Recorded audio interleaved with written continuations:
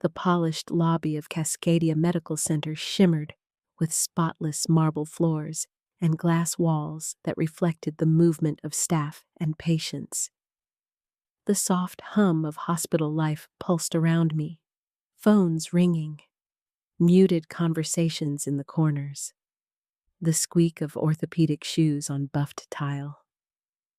I stood near a cluster of potted palms, clutching my blazer lapels as if they could shield me from the faint anxiety that always hummed in my chest when I waited for my son.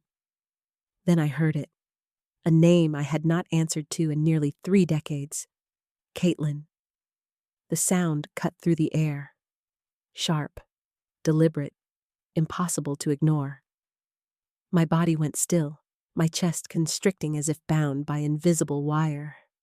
I froze as the voice rose again, louder, more insistent, drawing curious glances from passers-by. Caitlin Gray. My visitor badge, clipped neatly to my navy blazer, suddenly felt heavy enough to anchor me to the polished floor. I turned toward the sound and saw him, a tall man with shoulders still squared despite age. Silver streaks running through tightly curled black hair cropped close to his head. His stride was brisk, commanding, as though the world still belonged to him. At his side walked a woman, petite and light-skinned, her short, blonde, streaked coils pulled into a neat bun. Her posture was practiced elegance, her eyes sharp, scanning every corner of the lobby like she was calculating reactions. Their faces were older. Yes, but unmistakable, these were the faces that had haunted my nightmares for nearly 30 years. Across the lobby, I heard a familiar voice. Arabella. Over here, my son, Everest, still wearing blue scrubs from a long shift, waved from near the reception desk. His tall frame radiated casual authority, the kind that made people step aside without him needing to ask. Completely unaware. He smiled at me, waiting, as if the ground beneath my feet hadn't just split in two. 2 names, 1 body, Arabella Beaumont, the woman I had become, and Caitlin Gray, the girl I had buried. The sound of that name dragged me backward, tearing open wounds that had scabbed over but never healed. Suddenly, I was 17 again, standing in the doorway of our cramped apartment, the dim yellow light flickering above me. In my hand, the pregnancy test trembled, its verdict undeniable. My father's face had twisted into fury, his voice as hard and flat as the pavement outside. You have until morning to pack. Caitlin, take what you can carry. Behind him. My mother had stood silently, tears streaking her dark cheeks, her hands wringing one another, but she offered no defense. She did not speak. She did not fight. The next morning, they drove me to the Greyhound bus station. My father handed me a crumpled envelope, $219 in cash, every penny I had earned that summer folding clothes at the mall. He didn't look back when he turned and walked away. My mother pressed her lips together, her silence louder than any goodbye. I remembered the smell of diesel exhaust, the chatter of strangers, the cold metal bench that bit into my legs as I sat with a duffel bag and no plan. That night, I slept on a park bench downtown, too scared to close my eyes for more than a few seconds. I made a cardboard sign with a marker someone had dropped, pregnant. Please help. When the rain came, it soaked through my only jacket, chilling me to the bone. I thought I would die right there, forgotten, discarded. But instead of death, I found salvation, or rather, salvation found me. Agatha Beaumont, regal even in her 60s, with silver locks wrapped into a crown atop her head and an aura of quiet power, discovered me huddled in the park. She didn't simply hand me food or loose change. She offered me her hand, her voice warm but firm. Everyone deserves a second chance, she told me, and she meant it. She welcomed me into her 6-bedroom craftsman home, where a nursery already stood ready. She made me tea in porcelain cups and listened while I cried, whispering reassurance into the void left by my parents' betrayal. She became not just a savior, but a mother, one who understood resilience and dignity, one who would teach me how to survive. Back in the hospital lobby, decades later, I gripped the cool silver of Agatha's antique watch around my wrist, the steady ticking anchoring me to the present. I looked up to see my father Martin stepping forward, extending his hand as though we had parted after a pleasant dinner, instead of him abandoning me to the streets. "Caitlin, it's been too long," he said with a polished smile that rang hollow. "You look wonderful." My mother Jocelyn stood slightly behind him, her light eyes soft but calculating. Her hand rested on his arm, her jewelry glinting under the harsh lights, her designer handbag swinging gently at her side. She spoke in the same soft tone she had once used to placate him during their fights. "Martin, perhaps we should approach more gently." But her eyes never left me. I felt the violent undertow of memory pulling me under nights of hunger, fear, humiliation. Yet I fought for air, forcing my chin high. "My name is Arabella," I said, my voice steadier than I expected. My mother's laugh rang brittle, like glass cracking. "Don't be ridiculous. You'll always be our Caitlin. Around us." The audience grew nurses at the reception desk exchanging glances, a security guard pausing mid-step, patients' families watching with barely concealed curiosity. My father noted the attention too. His smile broadened, his voice rising to carry across the lobby. "We've waited so long for this moment. When we saw the article about our grandson, the brilliant surgeon, we knew it was time to reconnect." The strategic choice of words hit me like a blow. Our grandson, our family, claiming connection, ownership, as though blood alone made it so. My head spun, light and dizzy. On the far side of the lobby, Everest waved again, now frowning, clearly wondering why I hadn't moved toward him. He looked so much like me in that moment, the sharp lines of his face, the determination in his eyes. Agatha used to say he had my fire. "We know we made mistakes," my mother continued, her voice softened to feigned remorse. "Surely after all this time, we can put the past behind us." I noticed the diamond studs in her ears, the expensive tailoring of her dress. Martin's wrist gleamed with a gold watch far from the bargain brands he once wore. They were polished now, carefully assembled, but their wealth reeked of desperation. "The past," I said, the word slicing through the air. "The past was watching you drive away while I stood alone at a bus station." My father's smile tightened, his eyes narrowing just slightly.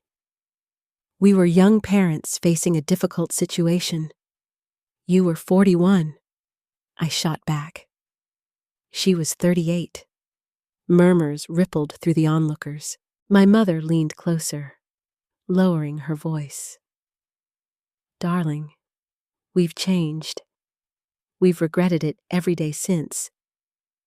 29 years of silence suggest otherwise," I replied. My fingers twisted Agatha's watch one full turn, then another, recalling the trick she taught me for moments of crisis. I straightened my shoulders. "I am the CEO of Blue Finch Bakery." I sit on 3 charitable boards. I raised a son who saves lives with his hands. I am not that terrified teenager anymore. Everest began moving toward us now, sensing something was wrong. He crossed the lobby with long strides, his presence both protective and commanding. He stopped at my side, placing a hand gently on my back, his expression unreadable, but his stance defensive. "Is everything all right here?" he asked, his voice cool but edged with warning.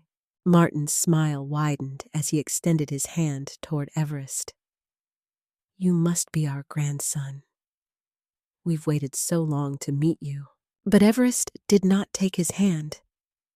Instead, he draped his arm around my shoulders. "I'm Dr. Beaumont," he said firmly, emphasizing the name. "My mother is Arabella Beaumont." Strength surged through me, as solid as the marble beneath my heels. I turned to my son. "We should go," I said. My voice carried, steady, strong, final. As we walked away, Martin's voice echoed behind us. "Caitlin, we're staying at the Olympic. Let's meet properly, as a family." I turned once, meeting his gaze. "You gave up the right to call me anything 29 years ago." Nolan Pierce's office smelled faintly of sandalwood and leather, the quiet luxury of old money and careful order.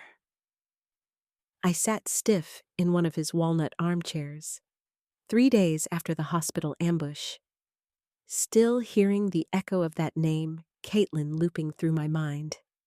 The manila folder Nolan slid across the desk trembled beneath my fingers as I opened it. Agatha's handwriting, neat and decisive, marked every page. Temporary guardianship granted in 1996. A no-contact order against Martin and Jocelyn Gray. My legal name change in 1998. The adult adoption finalized in 2000. Agatha had not merely rescued me, she had fortified me, brick by brick, against the storm she always suspected would return. "There's more," Nolan said quietly, his silver-rimmed glasses catching the filtered sunlight through the blinds. He pushed another document forward. A contract, signed by Martin Gray and Tyler Quinn Everest's biological father. My breath faltered at the sight of that name, dredged up from a lifetime ago. Tyler, who had shrugged off responsibility outside the food court of the mall where we worked. Who had vanished before my son took his first breath. The contract outlined a grotesque arrangement and 8% success fee for orchestrating a family reunion campaign. "They're working with him!" My voice cracked, disbelieving. Nolan's expression was grim. "Tyler filed for bankruptcy last month. He's desperate. And your parents' company, Gray and Fox Holdings, is facing SEC investigation. They're not just after money, they need a reputational cleanse. And they've decided your son, the miracle surgeon, is their redemption story." I twisted Agatha's watch one full turn, then another. She had insisted I keep every legal document, every receipt, every statement. At times, I thought she was paranoid. Now I understood. She had been building armor for me and Everest long before I recognized the need. "They're not seeking reconciliation," I said slowly. "They're mounting a campaign." Nolan nodded. "And they've already taken steps. A press inquiry arrived this morning, asking about a touching family reunion. They're cultivating a narrative estranged daughter finally welcomes remorseful parents back. Grandson unites 3 generations." The bile rose in my throat. They had calculated my son's career trajectory, lying in wait like scavengers. My phone buzzed with a message from Everest. "Finished rounds. Heading to Nolan's." "Want me to bring food?" I stared at his words, feeling the fierce swell of love and protection. They weren't going to use my son. Not after everything I had survived to raise him. When Everest arrived, he still wore his scrubs, dark circles beneath his eyes betraying the long hours of residency. He scanned the documents spread across Nolan's desk, his jaw tightening as the picture became clear. "They knew," he muttered. "They've been monitoring my career." He placed a steady hand on my shoulder. "But grandmother protected us then, and now we'll protect her legacy." Nolan walked to a bookcase, pulling out a thick binder labeled Gray Contingencies in Agatha's handwriting. He laid it on the desk with reverence. She prepared for this exact moment. Inside were meticulously organized section surveillance reports, notarized affidavits, financial records, legal precedents, 29 years of preparation, waiting for this storm. I exhaled slowly. The terrified teenager who once stood at a bus station with a duffel bag was gone. In her place stood the woman Agatha raised me to be. "Then let's use her plan," I said. "Show me everything." 2 days later, I met my parents in the hospital cafeteria. I had chosen the battlefield carefully public enough to prevent theatrics, but controlled enough for truth. I wore a tailored navy suit that spoke of power and stability, not weakness. Agatha's watch gleamed on my wrist like a shield. They arrived 5 minutes early, polished, rehearsed, and false. Martin in a charcoal suit, Jocelyn in a cream dress with pearls that softened her appearance. To anyone watching, they might look like respectable grandparents, concerned and contrite. To me, they looked like predators. "Caitlin," Martin said smoothly, extending his hand. "Arabella," I corrected, not taking it. My legal name for 28 years. He forced a smile. "Of course. Old habits." I opened the manila folder on the table between us, the surveillance photo of them sitting in a car outside Bluefinch Bakery in 1998, glaring up at us. "I found Agatha's records," I said, sliding the photo toward them. "Every time you tried to contact us when it benefited you. Every violation of the no-contact order you signed." Jocelyn's gaze darted around, nervous about witnesses. Her voice softened. "Perhaps we should discuss this somewhere more private." "I prefer witnesses," I said. I turned another page their appearance at Bluefinch's grand opening in 2005, the letter sent to Everest's high school after his science award. The investigators' notes on their inquiries into Agatha's finances in 2010. Each violation laid out like evidence in a trial. Martin's composure began to crack. "Those were different times," he muttered. "We were trying to. You signed away your rights for money." I cut him off, sliding forward the contract bearing his and Jocelyn's signatures. 8% of Tyler's inheritance in exchange for disappearing from our lives. And now you've reappeared because Everest's name is in the Seattle Times. Martin flushed, his voice low. "We only want what's best for our grandson, for our family." The word family in his mouth was a desecration. "You are not my family," I said firmly. "You forfeited that right 29 years ago. Agatha became my mother the night she found me sleeping on a bench. She is the name on my adoption papers. She is the name on my son's birth certificate. And she made sure you could never take that from us." Jocelyn reached out, her manicured fingers trembling. "Darling, we were wrong. We've lived with that mistake every day. Yet you never appeared until my son became valuable," I said, my voice sharp enough to cut. At that moment, Dr. Lancaster, the hospital administrator, approached, her expression polite but firm. "Is everything all right, Mrs. Beaumont?" she asked, deliberately emphasizing my name. "Yes," I replied before Martin could answer. These people were just leaving. Martin's mask slipped, just slightly. The same expression he wore the night he ordered me to pack my bags. "This isn't over," he whispered. "Actually, it is," I replied. "A restraining order is already in process." The cafeteria's atmosphere shifted as staff glanced our way. Silent witnesses to a confrontation that had stripped Martin and Jocelyn bare. They rose stiffly, attempting to salvage dignity. But as they walked away, I knew they were more dangerous than ever. That evening, Nolan called, triumphant. "The temporary restraining order has been approved.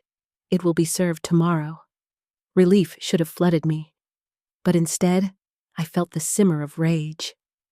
Because in Agatha's files, beneath the legal records, I found a handwritten note, her familiar script, elegant and steady. "Blood makes relatives, but love makes family. You are my daughter in all the ways that matter. Arabella, never doubt the life you've built." I pressed the letter to my chest, her voice alive in my memory. They thought they could erase her. They thought they could reclaim me. But Agatha had left me more than protection. She had left me a legacy to defend. Nolan's conference room became our war room. The polished oak table covered in manila folders, court records, financial statements, and sworn affidavits. For weeks we had worked methodically, stripping emotion away until all that remained was strategy. Martin and Jocelyn were not simply estranged parents. They were adversaries mounting a hostile takeover. We had to be ready for every move they might make. "They filed a motion to challenge Agatha's competency at the time of your adoption," Nolan said one morning, sliding a document across the table. His silver hair caught the light, his expression calm but sharpened by experience. "It's an obscure precedent from a Montana case in 2012. Their lawyer, Levinson, specializes in unraveling adult adoptions." The words stung. A direct assault not only on me, but on the sharpest mind I had ever known. "They're not just attacking me," I said, twisting Agatha's watch one full turn. "They're attacking her judgment, her legacy." Everest, exhausted from another 12-hour hospital shift, sat forward, his shoulders tight. "Then we fight back with evidence of her brilliance. Witnesses, business records, everything that proves she was fully capable." He opened his leather portfolio, laying out signed statements from 23 attending physicians who had worked with him since residency began. Each testified not only to his skill, but to the upbringing that shaped him. "Her influence lives in me," he said quietly. My contribution was no less thorough. Every quarterly financial report since Agatha passed me control of Bluefinch Bakery, organized in neat spreadsheets, profit margins and employee retention rates highlighted. A clear picture of stability, not the product of manipulation or incompetence, but of sound judgment and vision. "This isn't just another skirmish," Nolan said, gathering the documents into orderly stacks. "The gala next month is our opportunity to end this permanently." The words settled into my chest like a weight. The Agatha Beaumont Foundation Gala, our most visible annual event, attended by hundreds of Seattle's most influential citizens. It was meant to raise money for young mothers in crisis, the very women I once was. Now it would also become the battlefield where truth would confront spectacle. But the Grays were not idle.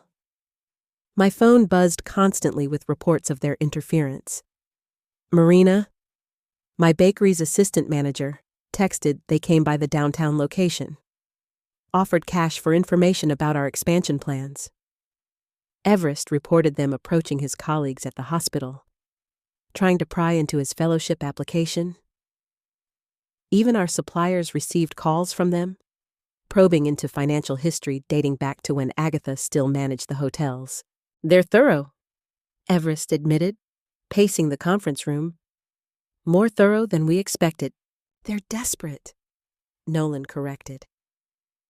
"Desperation makes people reckless, but it also makes them sloppy. Every contact, every attempt, they're building a pattern of harassment we can document." Still, a new question gnawed at me. "Do I tell my staff?" I asked quietly.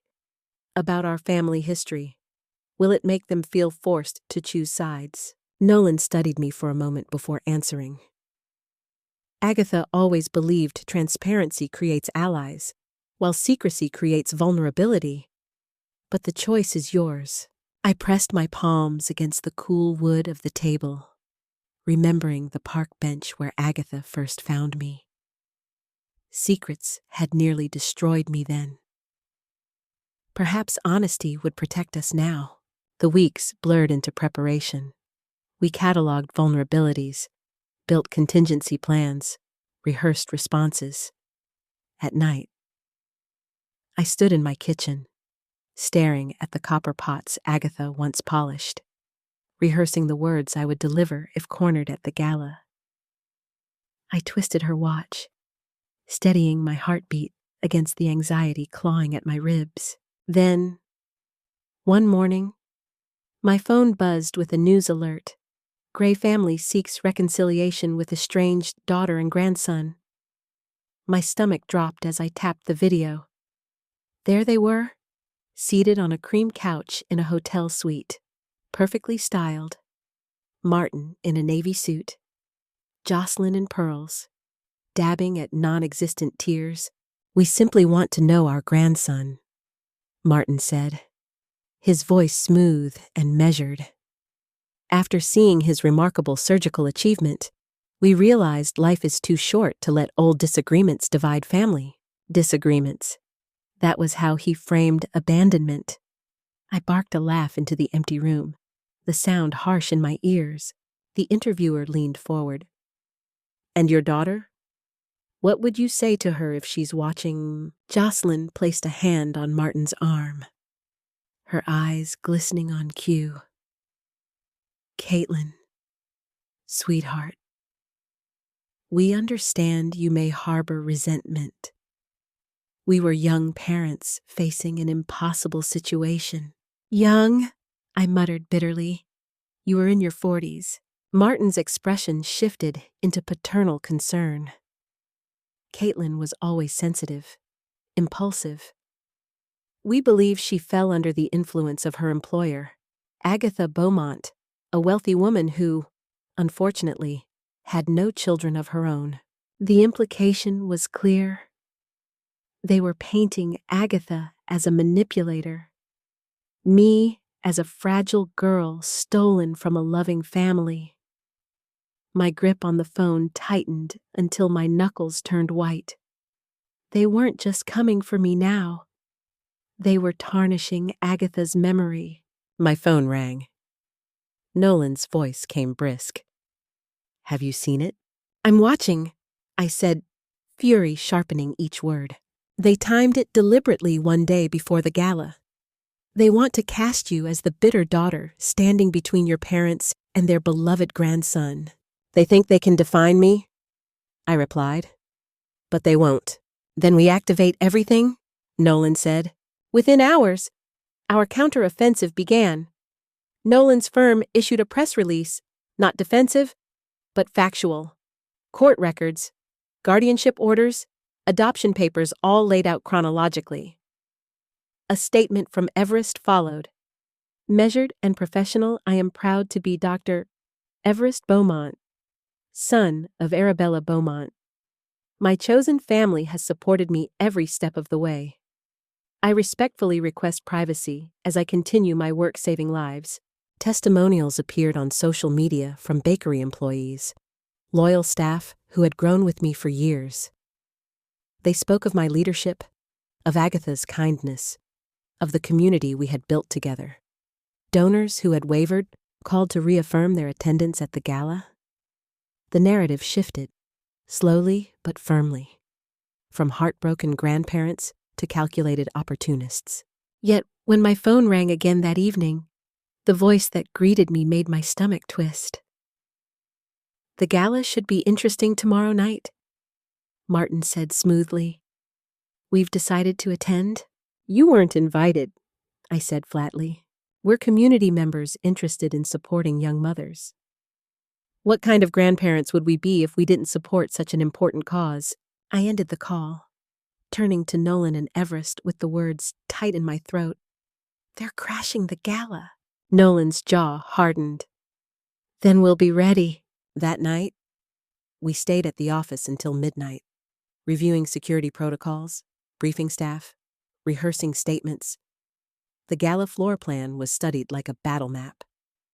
The catering manager was instructed to seat them nowhere near foundation tables. Legal documents were prepared for immediate service if necessary.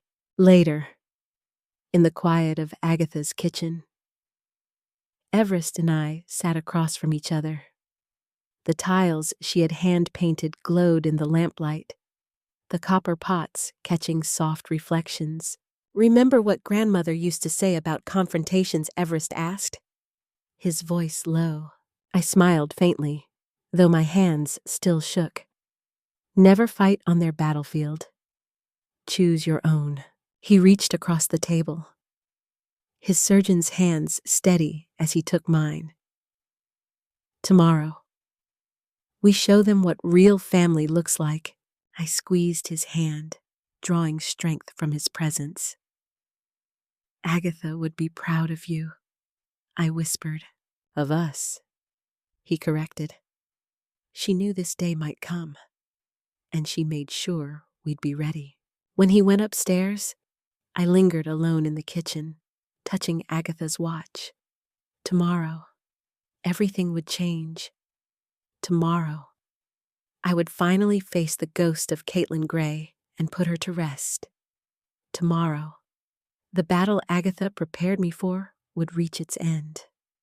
The next evening, I stood at the back entrance of the grand ballroom, the steady hum of 500 guests filling the space like a living current.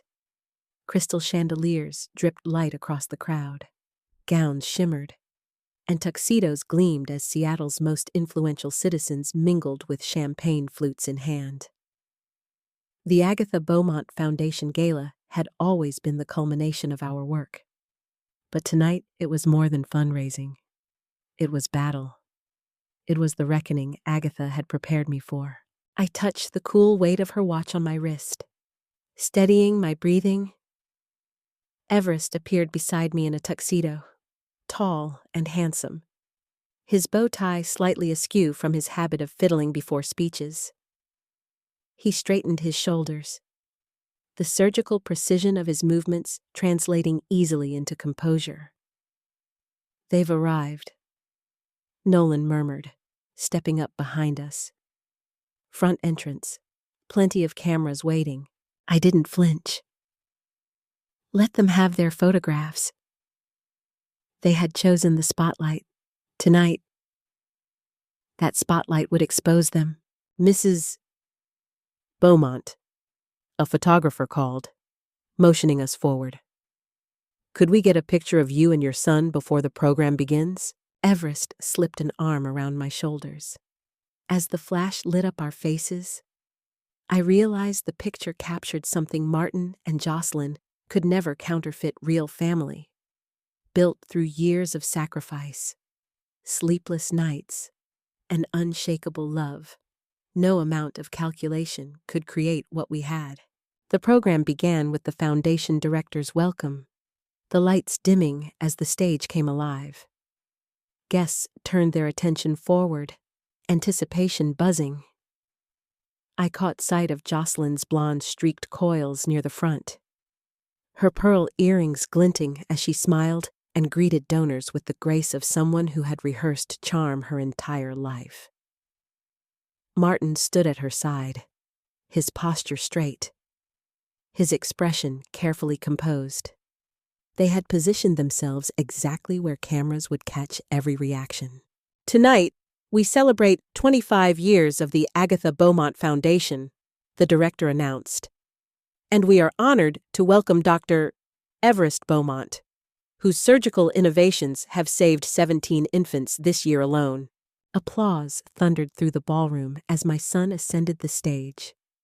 He moved with the confidence of someone who knew who he was, who carried no confusion about his identity. Pride swelled in my chest as he began. My grandmother, Agatha Beaumont, taught me that family isn't defined by bloodlines or birth certificates, Everest said, his deep voice resonating across the hushed room. Family is who stands beside you when the world turns its back. It's who builds you up when others tear you down. His eyes found mine across the crowd, holding steady. My mother taught me that lesson by example. She was abandoned as a pregnant teenager, but she rebuilt her life brick by brick.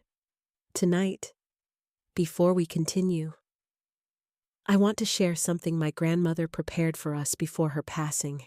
The massive screen behind him flickered to life, and the breath caught in my throat.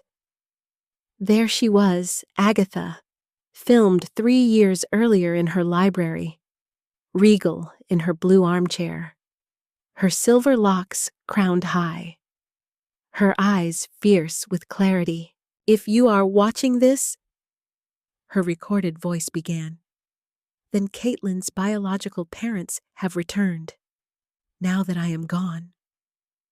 To the people who gave her 10 minutes to vanish from their lives, I give you 10 minutes to vanish from hers. Gasps rippled through the crowd. Martin's jaw tightened.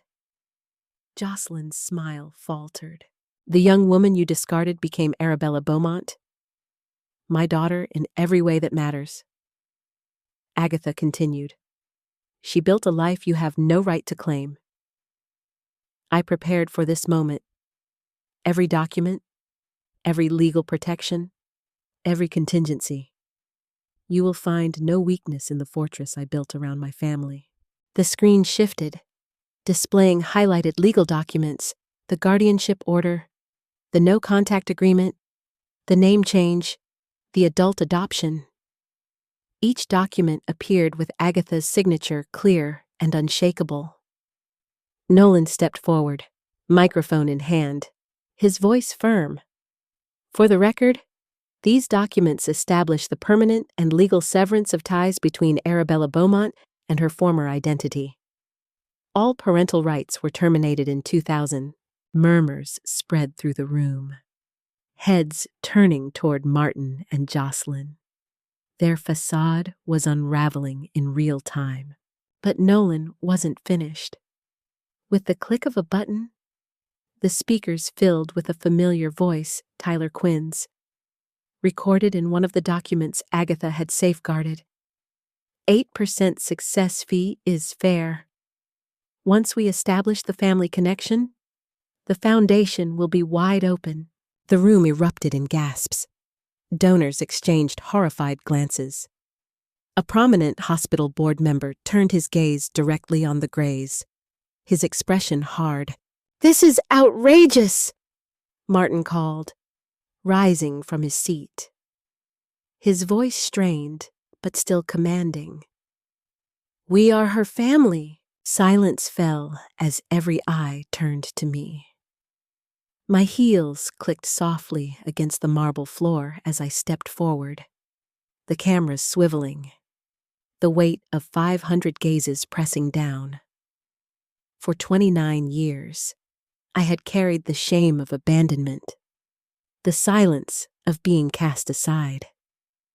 Tonight, I would speak. "That name, Caitlin, died the night you left me on the street," I said, my voice clear, ringing across the hall. "I am Arabella, Agatha's daughter, Everest's mother. You cast me out with $219 and told me never to return.